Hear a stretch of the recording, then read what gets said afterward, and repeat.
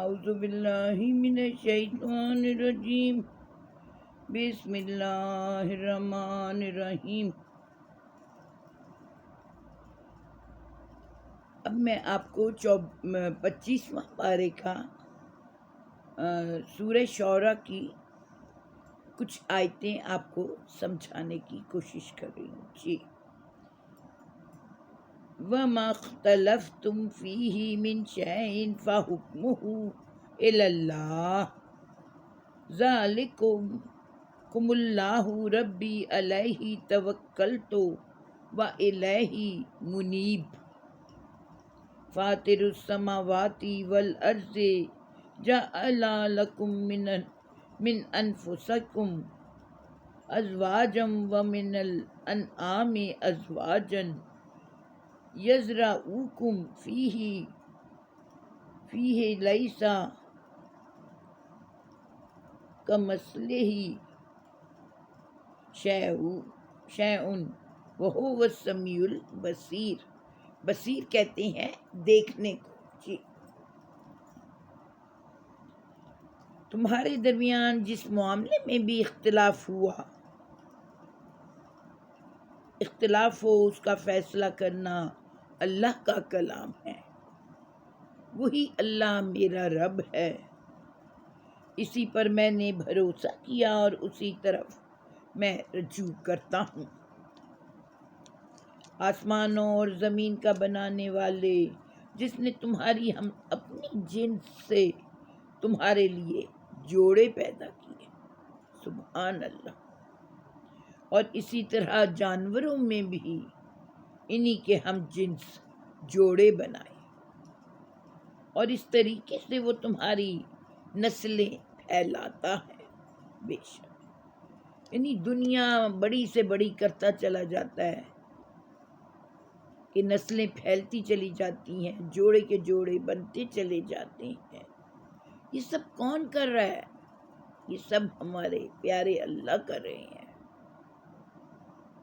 کائنات کی کوئی چیز اس کے مشابہ نہیں، یعنی کائنات کی کوئی چیز اس کے مشابہ نہیں کہ ایک بنا دیے چیز تو اسی طرح دوسری کوئی چیز ہو، سب مختلف مختلف ہے جی۔ وہ سب کچھ سننے اور دیکھنے والا ہے، بے شک۔ آسمانوں اور زمین کے خزانوں کی کنجیاں اسی کے پاس ہیں، جسے چاہتا ہے کھلا رزق دیتا ہے اور جسے چاہتا ہے نپا تلا دیتا ہے، اسے ہر چیز کا علم ہے، بے شک۔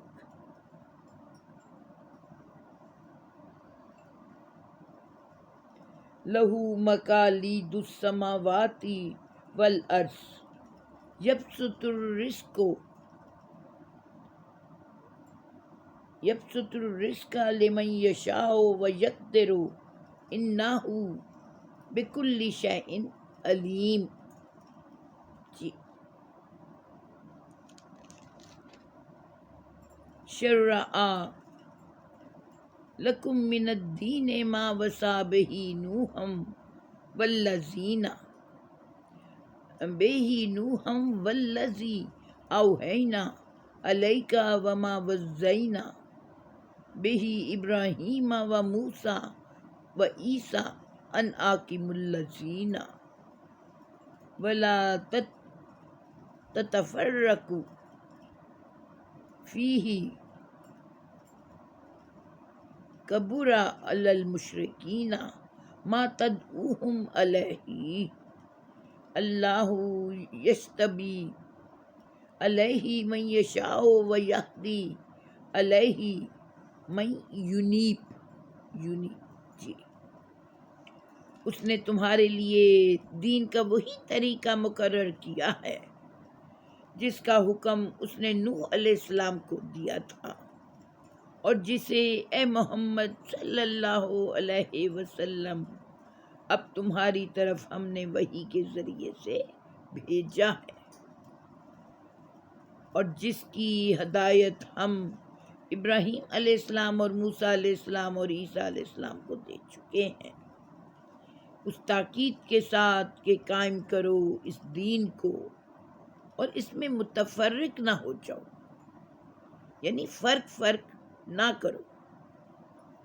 یہی بات ان مشرکین کو سخت ناگوار ہوئی ہے، جس کی طرف اے محمد صلی اللہ علیہ وسلم تم انہیں دعوت دے رہے تھے۔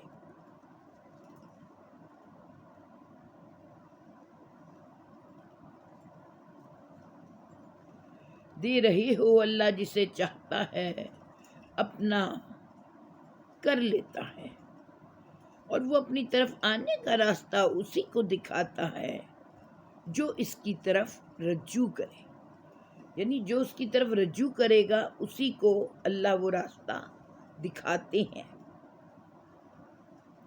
لوگوں میں جو تفرقہ رونما ہوا اور اس کے بعد ہوا کہ ان کے پاس علم آ چکا تھا، اور اس بنا پر ہوا کہ وہ آپس میں ایک دوسرے پر زیادتی کرنا چاہتے تھے۔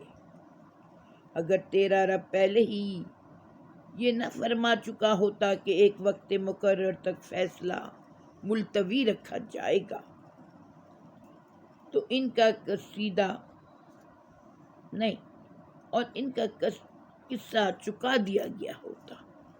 قصہ جی، اور حقیقت یہ ہے کہ اگلوں کے بعد جو لوگ کتاب کے وارث بنائے گئے وہ اس کی طرف سے بڑے اضطراب و انگیز شک میں پڑے ہوئے ہیں۔ جی، یعنی بعد کی نسلوں کو یہ اطمینان نہیں رہا کہ جو کتابیں ان کو پہنچی ہیں وہ کس حد تک اپنی صحیح صورت میں ہیں اور کس حد تک ان میں آمیزش ہو چکی ہے، یعنی ان کو تھوڑا اس میں فرق کر دیا گیا۔ جی، اور یہ بھی یقین کے ساتھ نہیں جانتے کہ ان کے انبیاء کیا تعلیم لائے تھے۔ ہر چیز ان کے ہاں مشکوک ہے اور جنوں میں اور ذہنوں میں الجھن پیدا کر رہی ہے کہ یہ بات ہے صحیح کہ نہیں صحیح۔ تو اس طرح انسان کو الجھن ہو جاتی ہے کہ کنفیوز ہو جاتا ہے انسان کہ کیا کرے اور کیا نہ کرے۔ بے شک